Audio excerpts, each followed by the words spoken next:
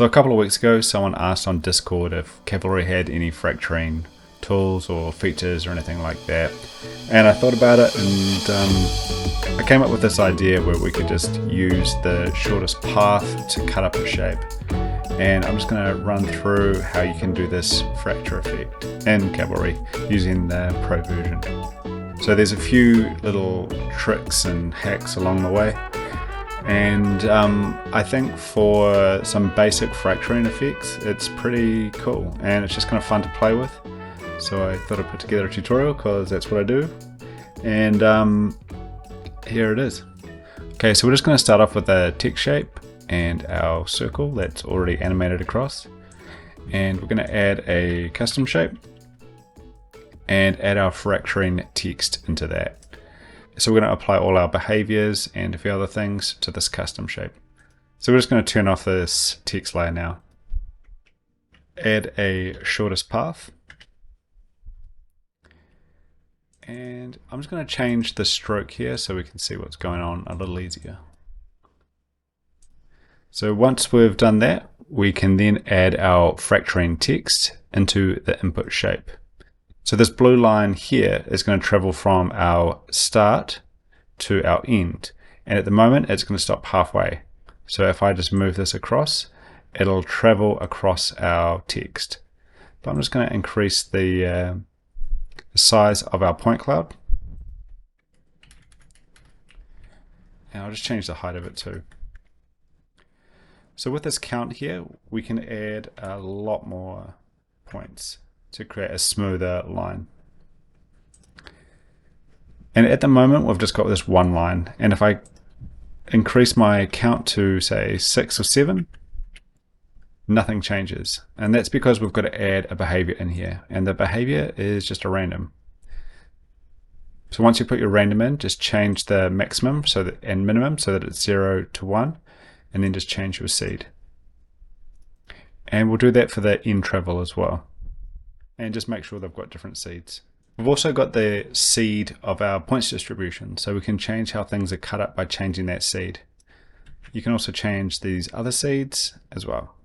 So just to make things a little easier, I'm just going to right click and go add to control center, add to control center, and add to control center. And I'll also add this to the control center too, and this to the control center.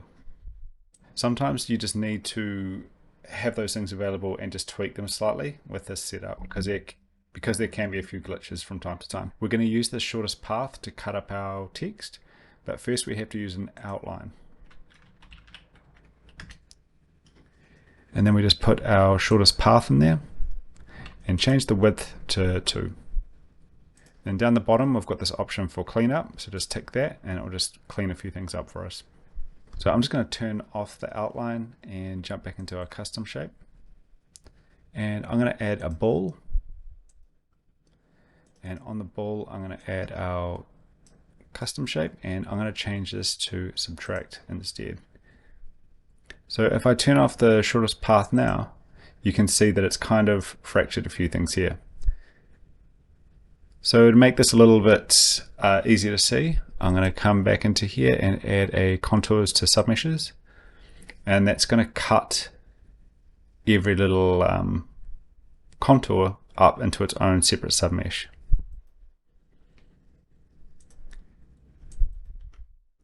And just come in here, click fill.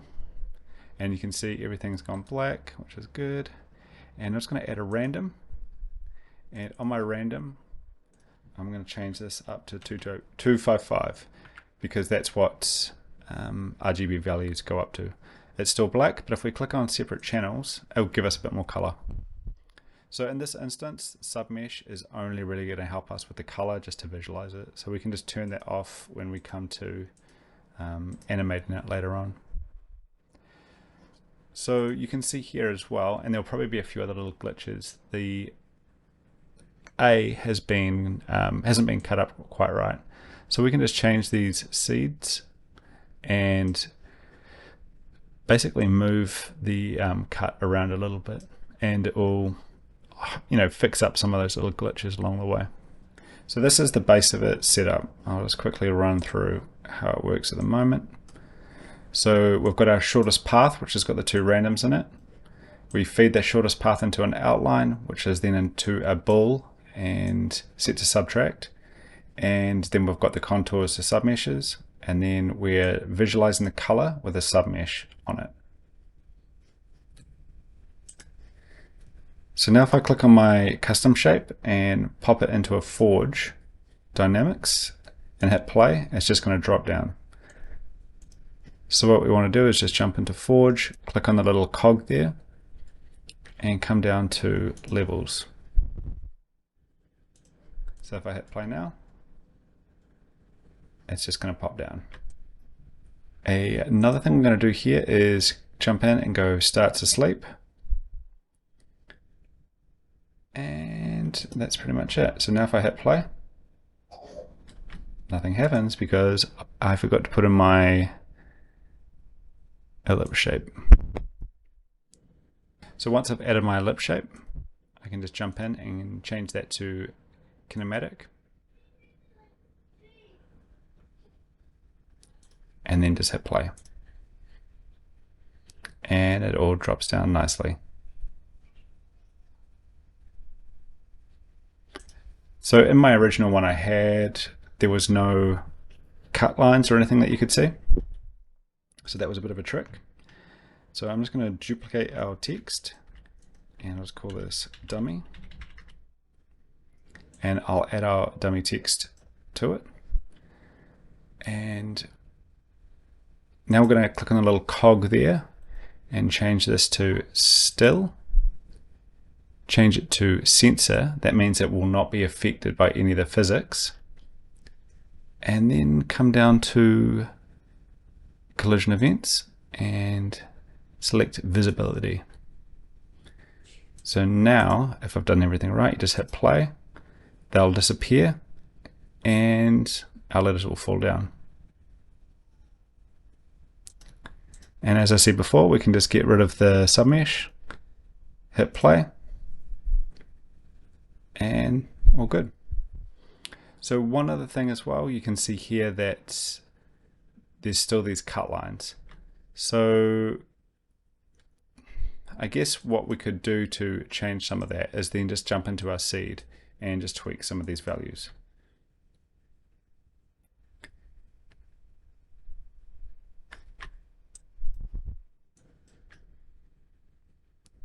So it is a bit of a guessing game in this regard, but I think the results for the most part are pretty good.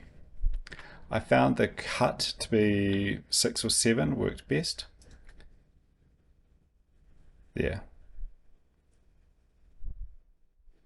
So with our fracture dummy, if we wanted to go in and see how our fracture shape still looks or how it's cut up, we can just come in, turn down the alpha from our material, and then we can just see how things are cut up in here.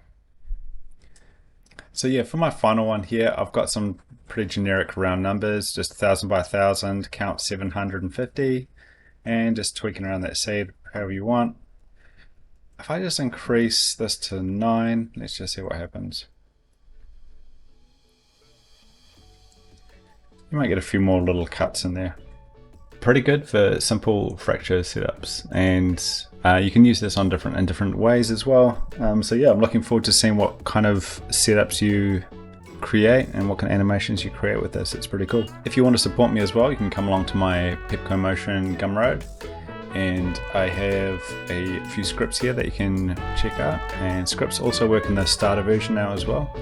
I also have something called Pepco Pal, and you can just say thank you with a small donation every month.